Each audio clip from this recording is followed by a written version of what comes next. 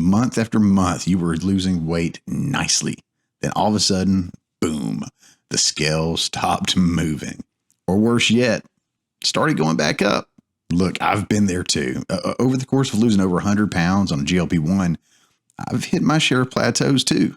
Today, I'm going to go over what causes the scale to stop moving and what you can do to fix it and get back on track. Look, if you're stuck right now, this is the video you need to see. Stick around. Hey, what's going on, guys? It's Chris. Welcome to the channel where we talk all things GLP-1, weight loss, and lifestyle changes to live a healthier and happier life. Look, I've lost over 100 pounds on name brand Zepbound, prescription Zepbound. Of course, now I am making that transition over to IVRX, who I do have a partnership with. Link down below, code down below. Make sure you use it. I can save you $50 to $100 off, I want to say, on that first order. So, save you some money. But I'm moving over to their tirzepatide here this week. And I'm very, very excited about that and looking forward to seeing how that goes. But over 100 pounds so far down. And, I'm kind of plateauing a little bit here, and I've had a couple here and there around the holidays, especially, but everybody runs into that at some point in time. So yes, I've had my ups, I've had my downs, and I'm going to break through them. You're going to break through them. It's going to be fine. Look, this is a hot topic within the weight loss community in general. And right now, a lot of people are talking about it. So I wanted to come out here and put out a video on it, but I wanted to cover a few different things around the topic. So this is actually going to be one of 3 videos I'm going to release. I won't say that center around the plateauing, but definitely, take this part of the conversation and expand upon it, because it's going to cover plateauing along with many other things. But it's a hot topic. I want to make sure I do it justice. So stay tuned for those videos. If you like what you see in this one, come back, check out the other 2 when they come out. All right. So you stepped on the scale and it hasn't moved. Whether you weigh daily or weekly, the scale hasn't moved in a week, or maybe it's been 2 or 3 weeks. What's causing it to move? Why isn't it moving? What's going on? Why hasn't that weight changed? We all want to see the number change, me included. I'm with you. Okay. But we first have to understand the philosophy behind all this. I know I'm getting philosophical about a scale, but again, this channel is kind of centered around the mindset about not letting that scale conquer you. So understand what a scale does, what it's going to tell you. Okay. It's not going to tell you whether you've gained or lost fat, water, lean mass, bone density, any of that specifically. Now you can get those smart scales and they're still not even going to be accurate. I'm sorry to tell you. They're going to be more accurate than just a number regular scale, I guess. But in the grand scheme of things, all the scale is going to do is tell you whether your total mass has increased, stayed the same, or gone down. It's going to tell you how much you weigh. That's going to be everything. So yes, it's totally possible that you've gained some muscle, you've lost some fat, you're holding on to water weight, whatever it is. But the fact of the matter is, why hasn't it moved? Because you haven't gained or lost weight. I know that's like a duh kind of thing. You don't say! But understand that. That's all that means. It doesn't mean that you failed. It doesn't mean that you need to start over again. It doesn't mean that what you're doing doesn't work. But it should be a data point, something that you can take into account and look at and say, okay, let me look at my week or month or however long it's been, see what's changed, see what hasn't changed, which is going to take me into my next point of why it hasn't changed. Why am I plateauing? Now, I don't really have a way to reach through the screen and tell you this is exactly why you haven't gained or lost anything this week or, however long, but I can kind of steer you in that direction, I hope, with what I'm sharing. And guys, keep this in mind. What I'm saying is going to be kind of generic in a sense, but it's very, very specific at the same time to make you think in a very logistical manner. Okay. It's not about feelings, and I'm sorry, I don't mean to step on anybody's toes, but it's facts, it's logic, it's calculatable things. Again, you guys know I'm an IT nerd, right? But let's look at it from that standpoint. That's what I'm going to do on this channel.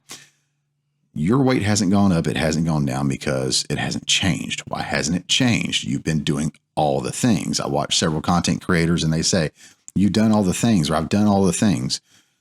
And yes, at heart, I know we feel like we have. And look, I'm a very sympathetic guy and I want to be sympathetic to anyone who's having a hard time here.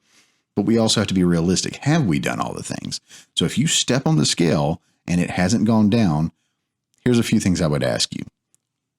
What was your meals like last week? Did you track them? Okay. Did you track your calories? Did you track your meals? Did you track your BLTs? I stole that from somebody else. But that's the bites, licks, and tastes, when you're cooking dinner and you got to taste it, make sure it's tasting right. Or, you steal a fry out of the bag, which I know nobody does, on the way home from picking up drive through for the family or whatever. Nobody does the fry tax. I get that. But just in case one were happen to fall into your mouth or something like that, do you take these kind of things into consideration? Now, I'm not saying one fry is going to make or break you. Don't get me wrong there. But those add up over time. So are you tracking that stuff? Did you track your meals? Did you track your snacks between meals? Here's one that a lot of people miss, the oils. If you use spray oil, olive oil, avocado oil, butter, or whatever while you're cooking, did you take the oil into account? Because a lot of people say, oh yeah, just put a drizzle of oil in there. Do you know how much a drizzle of oil can be calorie wise? Oil is extremely fatty. Fat is very calorie dense. Okay. Of fat, carbs, and protein, fat is the most calorically dense macro that there is. And that's all oil is fat. So if you're adding fat and or oil and you're not properly calculating it, you can totally mess up your calories for the day and tracking, right? What about what you drink? Are you drinking Coke Zeros and waters and, black coffee and teas and stuff like that? Or are you drinking stuff with sugar in it? Are you drinking stuff that has loads of calories in it? One Starbucks, frappa ding dong. Stole that too. That can just throw you off for the entire day. And if you have one every day, just imagine. So, I know we want to have cheat days and it's okay to have them every now and then. I try to work mine in and schedule mine and plan mine. So it's not so much of a cheat, but it feels like one. But it still works within my calorie goal and my macros and stuff like that. For the most part, I'm very, very lenient when I plan those. But have you been tracking correctly? And have you been tracking everything? What about working out? Do you have a tracker? Do you know how many steps you got this week compared to last week? How about, have you been going to the gym? Right? You got your steps, you've been going to the gym, been doing your cardio. Have you been getting your sleep? That's another thing that people forget a lot about. But are you tracking any of this stuff? If the answer is no, then I don't know how to help you. I don't know how to steer you in the direction of pinpointing why you're plateauing. And honestly, it's too late to try to figure that out at this point if you hadn't been tracking, right? All we can do is start fresh and move forward.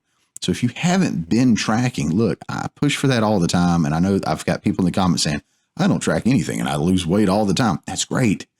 But not everybody can do that. Tracking helps you plan and stay on goal and everything like that. But the other thing I love about the tracking is this. I've had weeks where I've gone up. I was able to go back that week, look at what I ate. If I introduced something new into the diet, I think I pulled in some whole grain wheat 1 week, I want to say. And I said, I'm going to make some whole grain wheat sandwiches, maybe some tuna fish sandwiches on whole grain wheat instead of my keto bread or whatever. Because, fiber. And that week, my body was just like, no, don't like this. And I ballooned up. And that's really the only different thing I introduced into my diet. So I was like, okay, maybe that's not something that I want to have on a regular basis. So I removed that from the diet and things started dropping again. So tracking is good because not only does it keep you on track, it helps you plan and all that stuff, but you can go back and review it and see the weeks that you lost the most, the weeks that you lost the least, the weeks that you didn't lose anything at all, and start to kind of figure out what you did differently then compared to now. So I kind of hit on it there a little bit with the calories and the tracking and everything. But look, at the end of the day, this is what it boils down to. And I know a lot of people aren't going to like this, but it's the truth. You can't beat the laws of thermodynamics. It's calories in versus calories out. Okay. Now that looks different for everyone. And actually that's going to be my next video. I'm going to go in more depth on that one. I'm really not going to talk much about it right now, but calories in versus calories out. There's not a perfect way to track either one of them. Yes, you can track all your calories in and you're going to get pretty close. If you're doing it correctly, everything that you put in your body, your measurement of a teaspoon may be a little off from an actual teaspoon. You may have used a little extra of something you didn't take into account for. You're never going to be perfect. And there's no point in trying to be perfect. You just want to get as close and be as accurate as humanly possible. On the flip side, your calorie burn. There is no way to know what your calorie burn is. You can wear trackers. You can get tests and studies done and stuff like that. There's no way to know your calorie burn because you burn calories digesting food. You burn calories talking. I'm burning calories right now, interacting with you guys. I'm going to burn a ton of calories while I'm sleeping. And so are you, but how many calories? And then when you work out, how many calories you burning? These are not accurate. The Stairmaster or whatever they have at the gym, if you use those, those are not accurate either. Okay. So I understand there's not a perfect way to track this stuff, but come on, if you're not tracking it all, we have no starting point. We have nothing but variables all over the place and no constants to figure anything out. So yes, we'll get into calories in, calories out in the next video. I hope you come back and check that one out. Again, I know people don't like to hear that all the time, but it's the truth. It is what it is. Now, look, if you eat more than you burn, you're going to be in a surplus. You're going to gain. If you eat less or drink less, don't forget about drinking. If you eat or drink less, consume less than you burn, you're going to be in a deficit and you're going to lose weight. And if you do about the same, burning and eating and ingesting or whatever, you're going to maintain. Bottom line, that's what it comes down to, guys. So the $1 million question is why am I plateauing? What's the answer? Chris, help me out. Again, the answer is whatever you did this past week should tell you if you tracked it. And if you didn't track it, it's okay. This is a data point.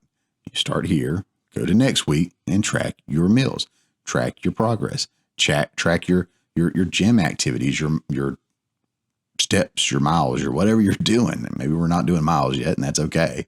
But yeah, if you're not tracking and you have nothing to base it on, you have no data points, I don't know how to help you with this. Okay. I mentioned that earlier. This is kind of generic in the sense of how we figure this out. But truly, if you're plateauing, you are not in a calorie deficit. Long story short. So at the end of the day, how do we fix it? Well, here we go. Another saying everyone just absolutely loves to hear. Sarcasm. Okay. Move more, eat less. I know. But it's the truth. And I know people say, well, I do move more and I eat less and I still gain weight. No, you don't. If you were truly moving more and eating less and you were in a calorie deficit, you are going to lose weight. So it may feel like you're moving more, or it may seem like you're eating less, but what is actually eating less if you're not tracking it? How do you know you're eating less? You can have one Starbucks drink and one bowl of, I don't know, high calorie pasta of some sort or something like that. And that could be all the calories you need for the day versus like 5 plates of fruits and protein like chicken or turkey or something, you can eat a ton of food and still have fewer calories than eating a little bit of food, having a little drink and blowing your calories out of the water. So if you're not tracking it, how do you know? You're just using what you feel. You feel like you're on point. The truth is you're not. And again, on this channel, I'm just going to keep it real with you. If you're not losing weight, you're not in a calorie deficit. That's all there is to it. There's things that can cause that. We'll talk about that in the next video. But at the end of the day, that's what it is, guys. Now, I will say this to kind of wrap it up a little bit. How do you fix it? You create the calorie deficit, right? And what is the easiest way to do it? Cut your calories. Well, here's the thing. If you're already in a calorie deficit, or what should be a calorie deficit for your body weight and where you want to go for your goals and all that, there's plenty of BMR, basal metabolic rate calculators out there online. I'm not going to link to any because I can't think of anything right off the top of my head, but there's plenty out there. Just Google search it, or you can even use AI, I'm sure. But if you figure out how tall you are, male or female, how much you weigh, how much you want to weigh, all this stuff that takes all these things into account and tells you what your BMR is. It's not going to be spot on, but it'll give you an idea, right?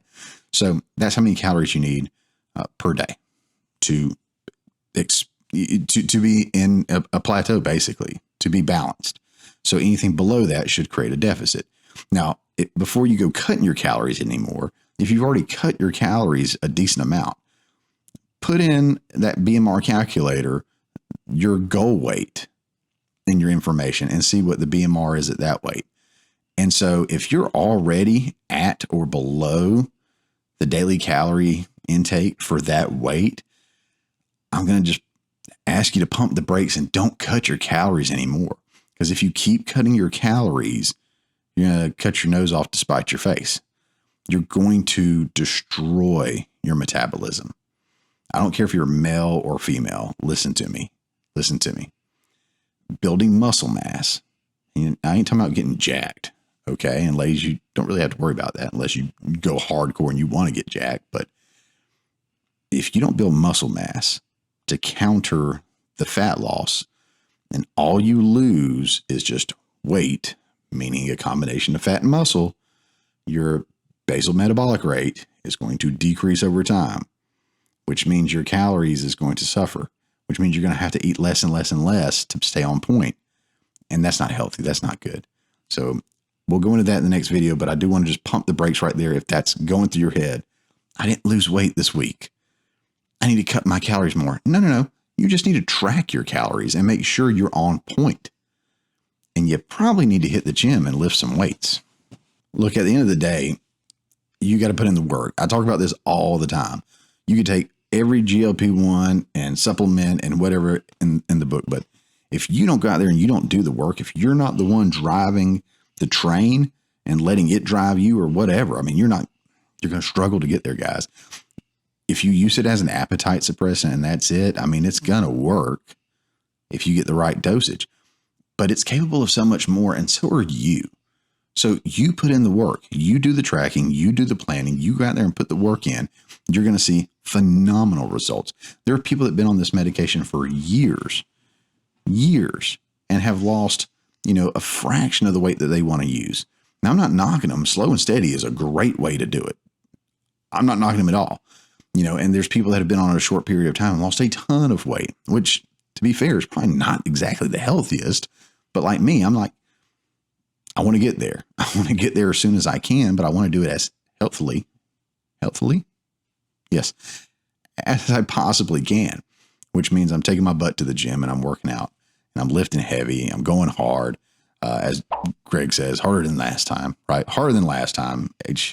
HLTL, HTLT, whatever it is. I'm not good with math. Anyways, look, you got to put in the work. That's what it is. Track your meals, track your progress, plan accordingly, and you're going to be fine. Okay. You're going to be fine. And if you hit some plateaus here and there, be it an injury, ladies, again, that time, or anything that might make you retain water, it's okay. It's temporary. Don't beat yourself up over it. Again, these are all just data points. The stuff you're getting off the scale is a data point. Okay, I plateaued this week. Cool. Let me make some tweaks. Let me cut my calories a little bit. Let me go to the gym a little bit more, or let me swap this meal out for this meal, or let me not do that again. Whatever it is, you can make the right decisions if you have the right data, the right information. If you don't, you're just throwing darts in the dark. You have no idea. So again, I preach all the time, tracking. I'm a nerd. I can't help it. It's going to help you guys. Okay. Look, I talked about tracking. I talked about tools. If you hadn't seen this video right here, check it out. I do talk about my favorite trackers that I use and have links to all of those in that video. So go check that out. Don't forget, I got 2 more videos discussing this. And don't forget, IVRX has phenomenal pricing, great customer service, and use my discount code down below, the direct link. Save $50 to $100 off your first order. All right, guys, we'll see you on the next one.